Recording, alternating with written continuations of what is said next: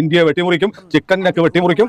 എന്നിട്ട് ഞങ്ങൾ വടക്ക് കിഴക്കൻ സംസ്ഥാനങ്ങളെ കൂടെ ഞങ്ങൾ ഇങ്ങോട്ട് എടുക്കും. എന്നിട്ട് ഞങ്ങൾ വിശാല ബംഗ്ലാദേശൊക്കെ ഉണ്ടാകുമെന്ന് വായിട്ടലച്ച് ആ നാവ് വായിലിടുന്നതിന് മുമ്പാണ് ഇവന്റെ മണ്ടയ്ക്ക് അജ്ഞാതൻ വന്ന് വെടിയുണ്ട കെട്ടിയത്. ബംഗ്ലാദേശ് പരസ്യമായിട്ട് പറഞ്ഞു, പാകിസ്ഥാനെ നിലവിലെ റോയാണ് കൊന്നിരിക്കുന്നത്. റോ കൊന്നിട്ട് ആ ആളുകളെ ഇന്ത്യയിലേക്ക് കടത്തി ഇവിടെ സുരക്ഷിതരാക്കി വെച്ചിരിക്കുകയാണ് എന്ന് അവിടെ പ്രചരിപ്പിച്ചു. അങ്ങനെയാണ് വയലൻസ് ഉണ്ടാവുന്നത്. നമുക്ക് സന്തോഷമുള്ളൂ, കാരണം ഇവർ വയലൻസ് ഉണ്ടായിട്ട് നശിപ്പിക്കുന്ന ബംഗ്ലാദേശിന്റെ മോദം തന്നെയാണ്. അത് തന്നെ ബംഗ്ലാദേശിലെ സാധനങ്ങളൊക്കെ അടിച്ചു പൊളിക്കുക. യുദ്ധത്തിലേക്ക് പോകുമോ കാര്യങ്ങൾ? അതിർത്തിയിലുടനീളം പുതിയ സോളാർ ലൈറ്റുകൾ, ഹൈ ഇന്റൻസിറ്റി ലൈറ്റുകൾ സ്ഥാപിച്ചിട്ടുണ്ട്. കഴിഞ്ഞ 2 ദിവസം കൊണ്ട് സംഭവിച്ചതാണ്.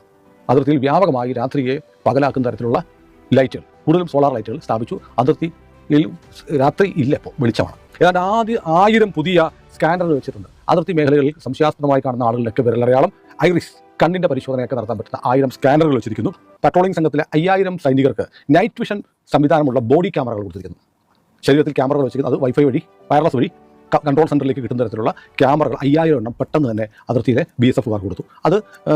അത് ഇതുവരെ ചെയ്യാത്തതാണ്, ഉണ്ടായിരുന്നു. പക്ഷേ 5000 പേർക്ക് പുതുതായിട്ട് കൊടുത്തു. അപ്പോൾ നമ്മൾ വഴുതടച്ച് അതിർത്തിയിൽ ചില സന്നാഹങ്ങൾ നടത്തുന്നു.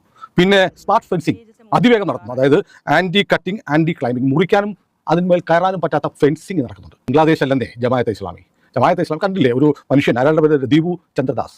ആ മനുഷ്യനെ തല്ലുന്നു, എന്നിട്ട് കെട്ടിത്തൂക്കുന്നു, പച്ചയ്ക്ക് കത്തിക്കുന്നു. ഒരു വീഡിയോ വരുന്നുണ്ട്. നമ്മുടെ രാജ്യത്ത് ഒരു മെഴുതിരില്ല, ഒരു നിലവിളിയില്ല, ഒന്നുമില്ല. നമുക്ക് കൊല്ലപ്പെടേണ്ടതാണ്. ഹിന്ദുവാണ്. തല്ലി അവശനാക്കി കെട്ടിത്തൂക്കി, നഗ്നനാക്കി കെട്ടിത്തൂക്കിയിട്ട് അടിയിൽ നിന്ന് തീയിട്ട് കൊടുത്തതിനെക്കുറിച്ച് ഈ മുക്ക മീഡിയ ഒരക്ഷരം വേണ്ടിയിട്ടില്ല. കാരണം ഇവരുടെ സ്ഥാപനമാണ്, സംഘടനയുടെ ബംഗ്ലാദേശ് യൂണിറ്റാണല്ലോ ചെയ്യുന്നത്. ജമാഅത്തെ ഇസ്ലാമിയുടെ ബംഗ്ലാദേശ് യൂണിറ്റാണ് ഈ കൊലപാതകങ്ങൾ